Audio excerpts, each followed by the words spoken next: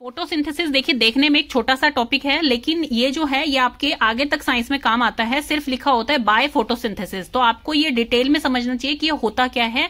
ये बहुत ही छोटी वीडियो है, लेकिन आपको अच्छी तरह से समझ आ जाएगा कि फोटोसिंथेसिस होता क्या है।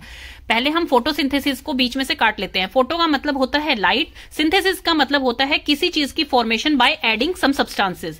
केमिकल सिंथेसिस भी हो सकती है, नॉर्मल सिंथेसिस भी हो सकती है। तो सिंथेसिस का मतलब होता है किसी चीज का बनना, बाय एडिंग कुछ चीजों को मिलाकर किसी चीज का बनना, उसे कहते हैं सिंथेसिस।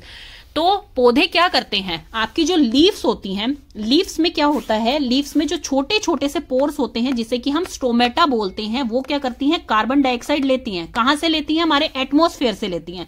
ये तो आपने देखा होगा कि ह्यूमंस जो होते हैं वो ऑक्सीजन लेते हैं एंड कार्बन डाइऑक्साइड छोड़ते हैं। प्लांट्स उसका जस्ट ऑपोजिट करते हैं। प्लांट्स क्या करते हैं, वो कार्बन डाइऑक्साइड का इंटेक करते हैं और केमिकल रिएक्शन जब उसकी बॉडी में होती है, जब वो फूड बनाते हैं फोटोसिंथेसिस से, तब वो ऑक्सीजन छोड़ते हैं। इसीलिए प्लांट्स जो हैं हमारे एटमॉस्फेयर के लिए सबसे जरूरी चीज बताए गए हैं, क्योंकि इसी से ये जो लेना देना है ऑक्सीजन और कार्बन डाइऑक्साइड का, वो पूरा होता है। अगर हम प्लांट्स को कट करते रहेंगे और हमारी पॉपुलेशन ऐसे ही बढ़ती रहेगी तो हमें सफिशिएंट ऑक्सीजन नहीं मिल पाएगी हमारे एटमॉस्फेयर से। तो अब आपको समझ आ गया होगा बच्चों, कार्बन डाइऑक्साइड ये एटमॉस्फेयर से लेती हैं इसकी लीव्स, जो कि स्टोमेटा इसका छोटे छोटे से पोर्स होते हैं लीफ के अंदर।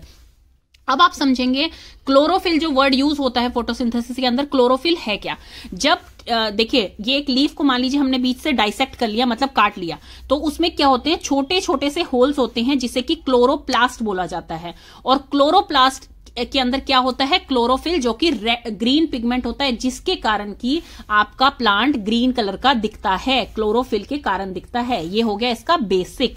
अब मैं आपको समझाती हूं कि कार्बन डाइऑक्साइड लेने के बाद फोटोसिंथेसिस लाइट की प्रेजेंस में होती कैसे है with the help of diagram.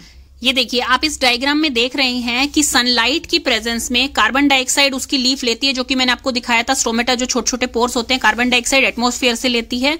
और वाटर कहां से लेती है, रूट जो होती है वो सॉइल से वाटर और मिनरल लेती हैं। वहां से रूट उसको क्या करती है, स्टेम में भेजती है। स्टेम जो है उसे पार्ट्स में डिस्ट्रीब्यूट कर देता है आपके वाटर को और मिनरल्स को। तो वाटर तो इसके अंदर है और कार्बन डाइऑक्साइड वो अपने एटमॉस्फेयर से ले रही है। और सनलाइट की प्रेजेंस में, क्योंकि इसे फोटोसिंथेसिस बोला जाता है, तो लाइट की प्रेजेंस में ये क्या करती है, एक रिएक्शन होती है जो कि कहलाती है फोटोसिंथेसिस, और यही होता है इसके फूड का बनना। तो कार्बन डाइऑक्साइड और वाटर का इंटेक करके leaf in presence of sunlight एक रिएक्शन करती है। ये रिएक्शन मैंने आपको दिखा रखी है।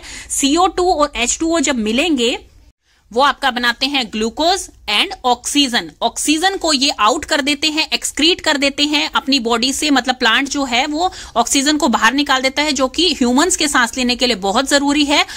एंड ग्लूकोज जो है वो प्लांट यूज करता है एज अ फूड, जो कि उसे एनर्जी देता है और सब्सटेंसेस बनाने में उसकी हेल्प करता है, जैसे कि सेल्यूलोज है जो कि सेल वॉल बिल्ड करते हैं, और आपकी स्टार्च है जो कि as a food source plant में स्टोर रहती है। आपने देखा होगा कि कई जो प्लांट के सोर्स होते हैं, जैसे कि राइस हो गया, हमारे खाने में हम यूज करते हैं, ग्रेन्स हो गए, वो पैक्ड विद स्टार्च, उनमें स्टार्च बहुत क्वांटिटी में मिलती है। किस लिए मिलती है, क्योंकि वो ग्लूकोज जो है वो सेल्यूलोज एंड स्टार्च बनाता है प्लांट में, मतलब ग्लूकोज जो है एज अ फूड काम करता है प्लांट के अंदर। तो ये आपकी होती है फोटोसिंथेसिस।